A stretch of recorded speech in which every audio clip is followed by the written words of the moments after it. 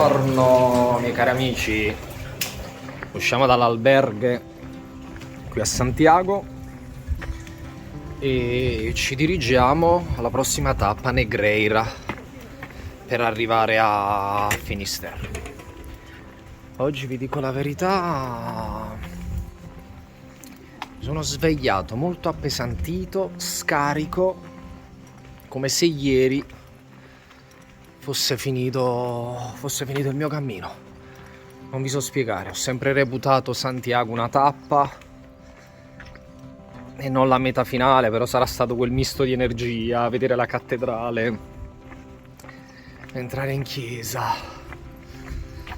vedere i vecchi amici, vedere Frederick, vedere Ezio, vedere Fabio, con cui ho iniziato il cammino, con cui ho iniziato il primo giorno. Mi ha fatto un effetto molto forte, quindi stamattina mi sono svegliato, potevo dormire un po' di più, ma alle 6:30 già ero in piedi. Il viaggio continua. Ho detto fin dall'inizio che avrei fatto il bagno nell'oceano e sarei arrivato a Finisterre e non ci sarà nulla che potrà farmi cambiare idea. Direzione Negreira, la prima tappa. Oggi tappa semplicissima, sono 21 km, semplice, mentre poi le successive sono più di 30 km. E molti dicono che si ritorna alle origini.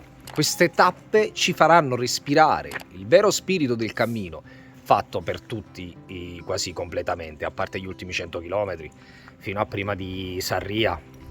È stata davvero un'esperienza spettacolare. Riferimenti per dirigervi in direzione Negreira, dato che frecce gialle non ne ho viste.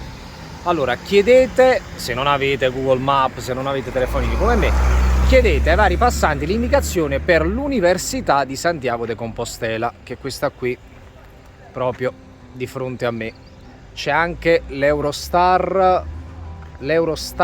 Grand Hotel Santiago, che è un albergo 4 stelle, proprio qui. Voi chiedete indicazioni per l'Università di Santiago e poi proseguite sempre dritto. E salutiamo Santiago, miei cari amici. È stato un rapporto breve, bello ma intenso. Da questo cartello sempre dritto proseguiamo il nostro viaggio. Se volete qualche indicazione in più, seguite le indicazioni Hospital.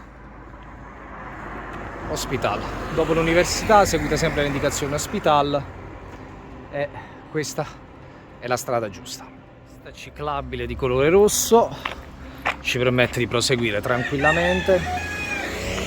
Addirittura? Dove sei, gallo?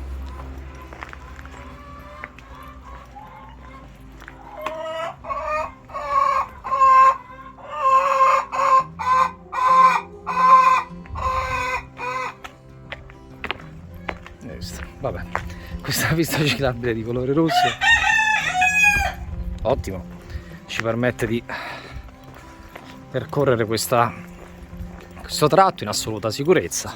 Ed ecco qui la prima freccia gialla, ragazzi, che non vedevo da una vita.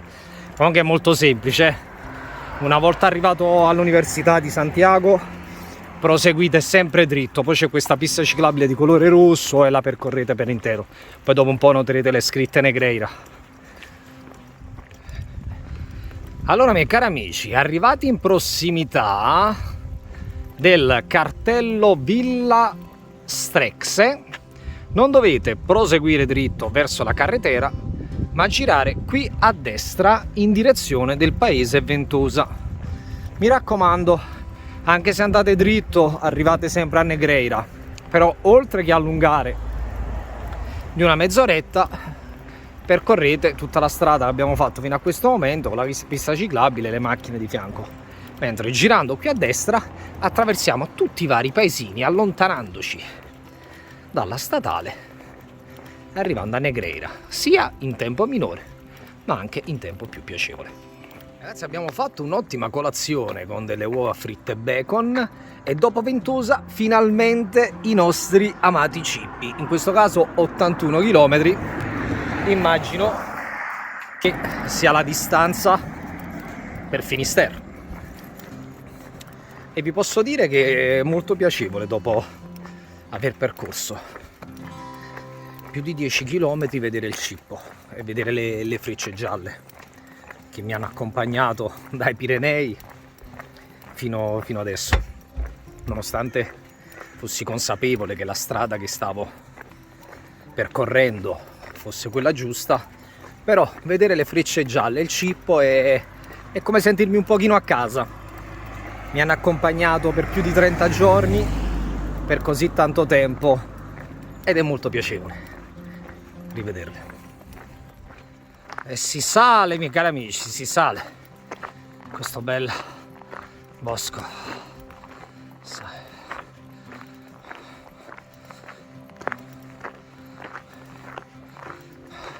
Sono pellegrini, ma molti di meno. Ci sono un paio davanti e poi un 3 dietro. Però molto bello questo percorso. Appoggiato su questa panchina perché devo dire la verità che la salita è bella ripidina. Lo scenario è sempre spettacolare, poi c'è questo diciamo pavimentazione con i sanpietrini, una bella salita. Mi sono fermato un po' su questa panchina a riposarmi un pochettino a bere e tra poco continuiamo il nostro percorso. Quindi un bel tratto per arrivare a Negreira. C'è un bel tratto in mezzo al bosco molto bello, ma in salita, quindi tenetene conto. Mancherà qualche chilometro per Negreira. Guardate qui che bel fiume. Attraversiamo questo ponte molto bello in pietra e guardate che bel fiume. Bello davvero questo scorcio. Io sono molto innamorato dei fiumi e delle cascate, quindi molto bene.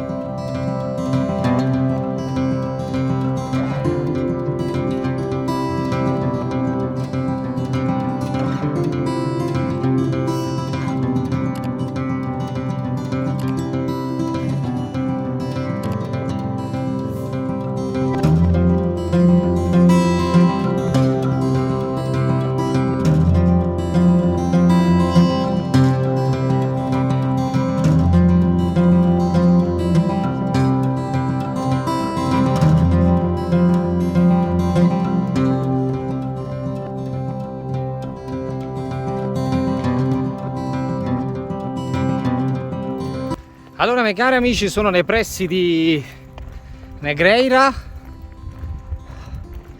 il paese è a 500 metri, però c'è questo alberghe Bergando sulla mia destra, che è il primo, e io come sempre mi dirigo al primo sperando di essere fortunato. Allora, miei cari amici, dopo aver lavato i miei bei vestitini ed essermi lavato, vi faccio fare un giro in questo posto che è davvero molto bello. Ho trovato posto fortunatamente al primo alberghe prima di entrare a Negreira. A parte il fatto, vi dico che 20 km non sono nulla proprio, sono 21 km, ma mi sento proprio come se avessi camminato una ventina di minuti.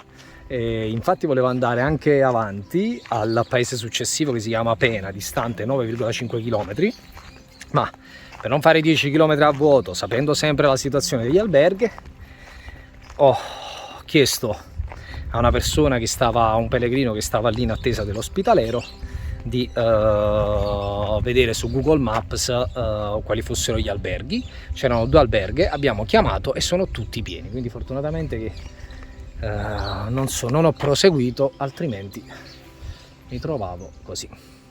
Allora, guardate questi animali, ci stanno anche dei lama, ci stanno dei maialini, ci stanno dei pavoni, è molto carino, sembra tipo un ranch, vi dico la verità, molto caratteristico. Sono le 2:30, meno male che ho fatto un'abbondante colazione perché qui non c'è ristorante, non c'è nulla, quindi poi dovrò, con la mucchetta, dovrò andare in paese che comunque è a 500 metri, poco male.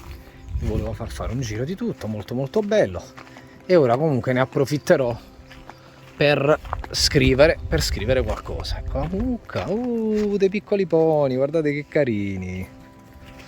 Bene, io quando sto a contatto con la natura sono molto felice. Il solito giretto nel paese, questa è Negreira, ve la mostro in tutta la sua bellezza.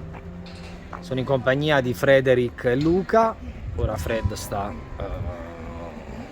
contrattando per stasera, per dove cenare. Li ho rincontrati qui in questa tappa, loro non si sono fermati a Santiago come tanti altri che una volta arrivati a Santiago magari sostano lì oppure si riposano lì e lì poi termina il loro viaggio. Anche loro arriveranno a Finisterre e hanno preferito, come me, partire il giorno dopo.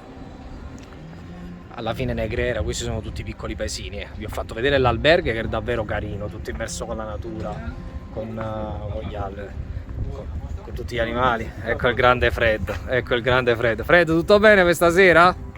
Alla grande, cosa mangiamo? Le lumache? Che tu che in Francia, no?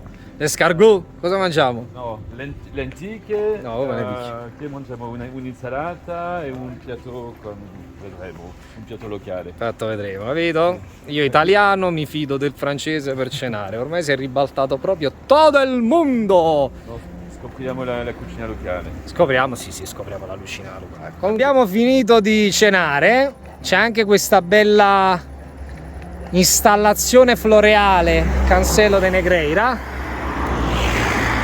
Abbiamo mangiato abbastanza bene, abbiamo anche brindato con un bel bicchierino di 43, poi i ragazzi davanti si sono fatti anche una capirigna. La tappa di domani sono quasi 34 km, eppure domani tutti gli alberghi sono occupati, quindi chissà se troveremo posto. Ma ogni giorno, come dico sempre al suo affanno. Allora ragazzi, voglio mostrarvi la mia umile e dolce dimora.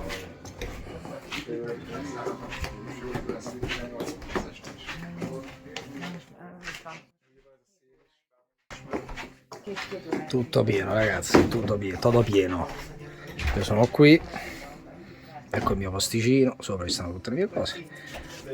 Ora mi preparo per andare a dormire, vi faccio vedere anche il paesaggio all'esterno.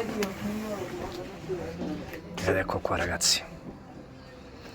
E per questa giornata è tutto. Domani Oliveira, quasi 35 km.